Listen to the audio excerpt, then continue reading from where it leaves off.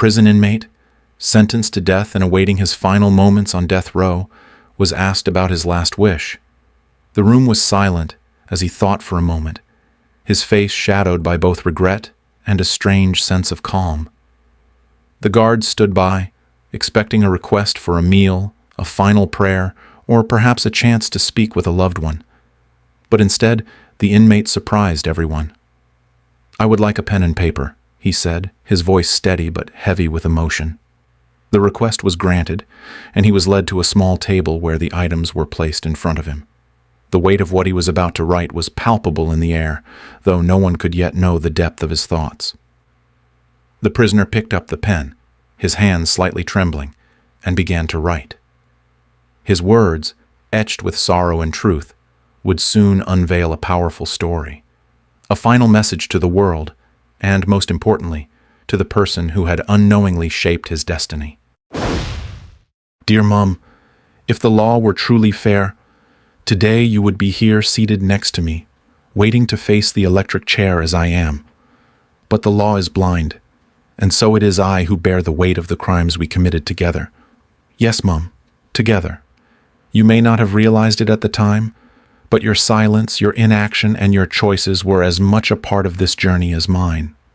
Mom, do you remember how it all began? I do. I was just 3 years old when I stole my brother's sweets. It was such a small thing, a moment of childish mischief.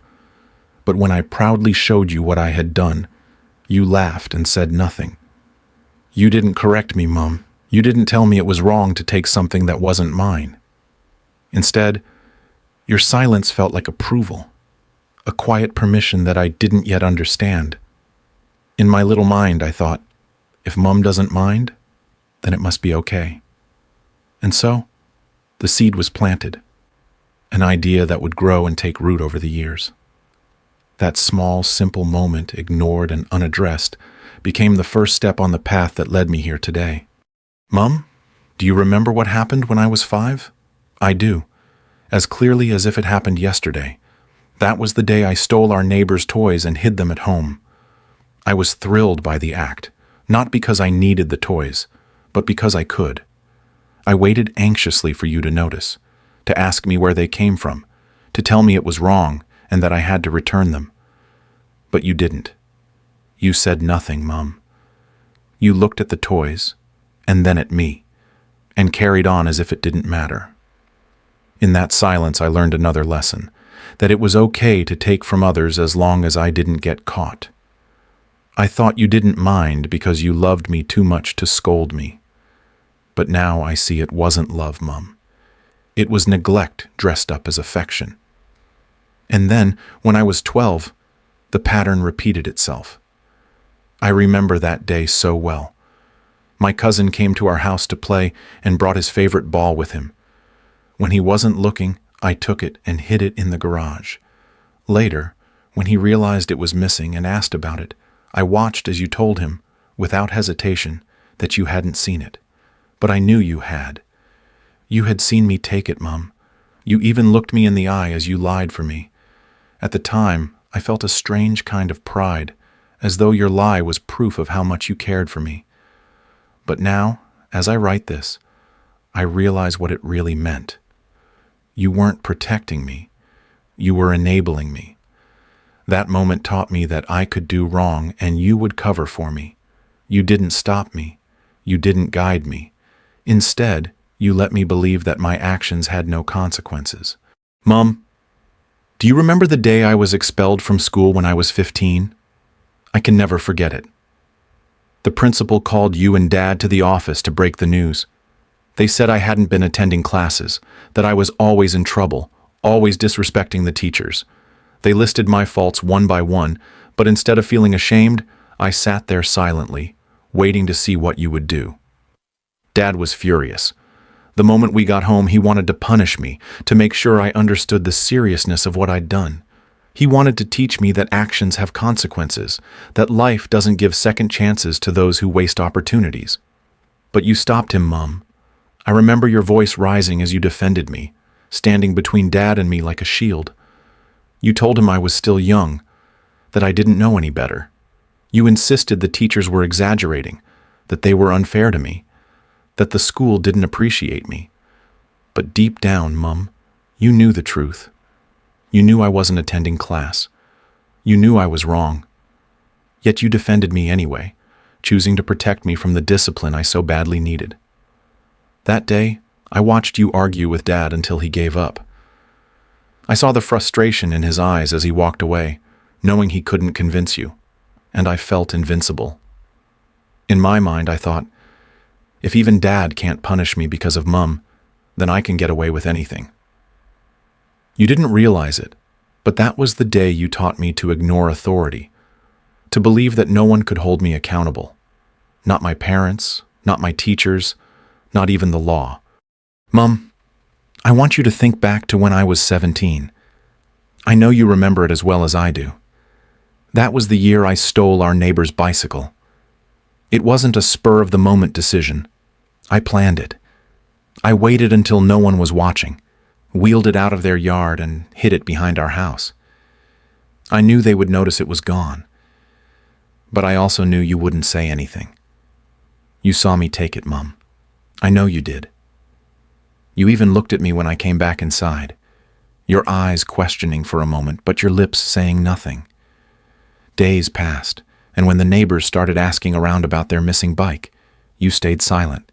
You didn't confront me, you didn't report what I had done, and you didn't make me return it. Instead, you let me sell it, pretending as though it never happened. At the time, I thought your silence was love. I thought it meant you were on my side, that you were willing to protect me no matter what I did.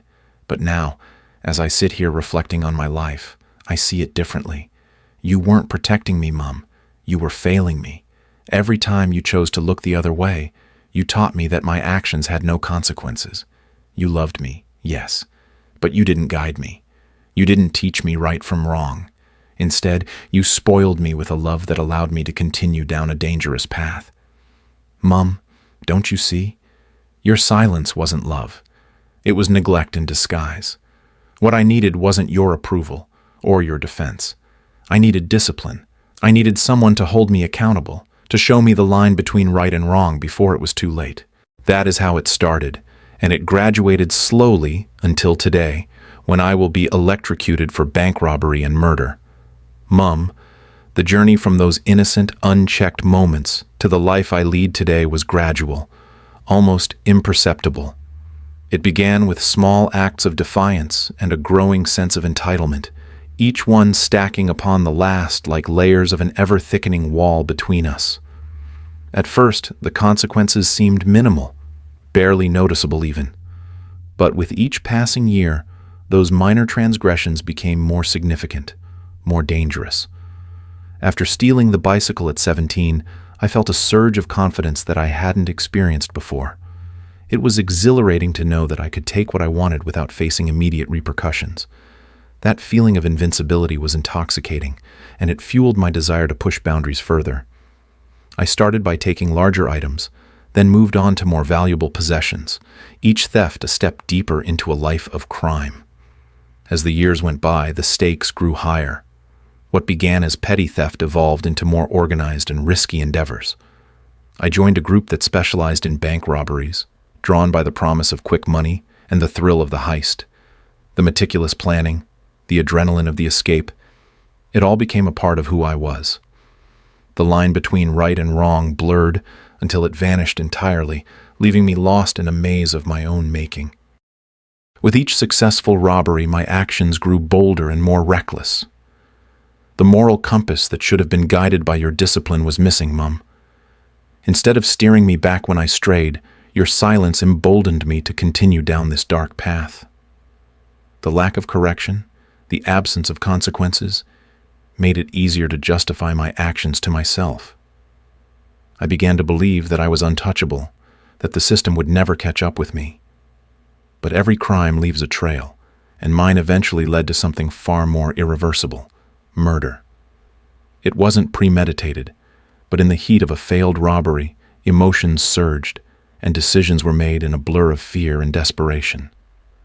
That single act sealed my fate, transforming me from a thief into a murderer. The weight of that moment is what now brings me to this electric chair, a stark culmination of years of unchecked behavior and a life devoid of proper guidance. As I sit here awaiting my execution, I can't help but reflect on how our relationship, or the lack thereof, played a pivotal role in my downfall. Your love, though deep, was misguided by the absence of discipline and correction. Instead of nurturing my growth, you inadvertently nurtured my descent into criminality. Every missed opportunity to guide me, every moment of silence in the face of wrongdoing, contributed to the man I've become. Today, the electric chair stands as a symbol of all the choices that led me here.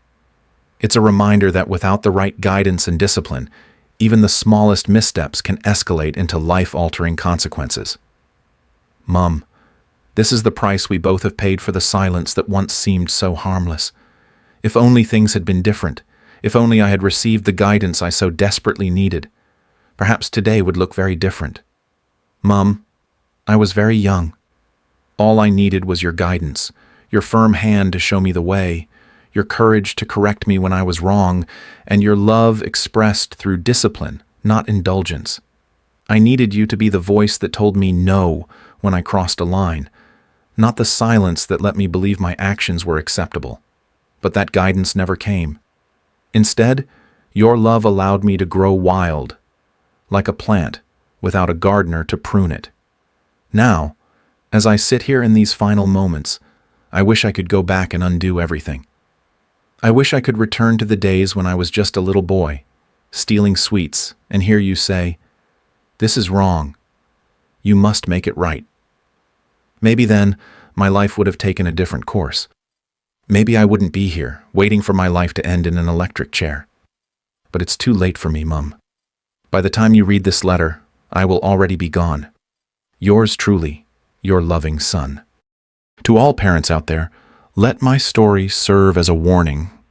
The Bible says in Proverbs 13:24, "Those who spare the rod of discipline hate their children. Those who love their children care enough to discipline them." Discipline is not cruelty. It is an act of love. It is the way we shape our children's character and prepare them for the world. Loving your children doesn't mean shielding them from every hardship or excusing their mistakes. It means holding them accountable, teaching them right from wrong, and setting boundaries that help them grow into responsible, moral adults. Silence in the face of wrongdoing is not love. It is neglect. Protecting your child from consequences today may only set them up for far greater pain tomorrow. Lessons to learn. 1. Discipline is a form of love.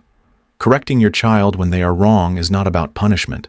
It's about guiding them toward a better path. It shows them that you care enough to invest in their character. 2. Small actions matter. The little things, correcting a lie, returning what was stolen, or admitting a mistake, can shape a child's sense of morality and responsibility. Ignoring these moments can lead to bigger problems down the road. 3. Parenting requires courage. It's not easy to stand firm and say no when a child tests boundaries, but it is necessary. Being a parent means making hard choices for your child's benefit, even when they don't understand or appreciate it in the moment. The ripple effect of silence. When you choose not to address a child's missteps, you may be inadvertently teaching them that their actions have no consequences. Over time, this can escalate into behaviors that harm them and others. To every parent reading this, love your children enough to discipline them. Be their guide, their teacher, and their example. It's not too late to make a difference in their lives. Let my story be the reminder you need to step in, speak up, and show them the way before it's too late. Thank you for watching this powerful story. As you've seen, the path we guide our children on today shapes the adults they will become tomorrow. If this story moved you, take a moment to reflect on the role you play in the lives of those you love. Discipline isn't just correction. It's an act of love that protects and prepares.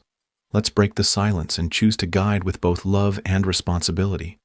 Don't let another story like this unfold in silence. Share this video with others so we can spread this crucial message. And if you want more content that inspires change and challenges us to grow, Don't forget to hit the subscribe button and turn on notifications. Together, we can create a future where love and discipline go hand in hand.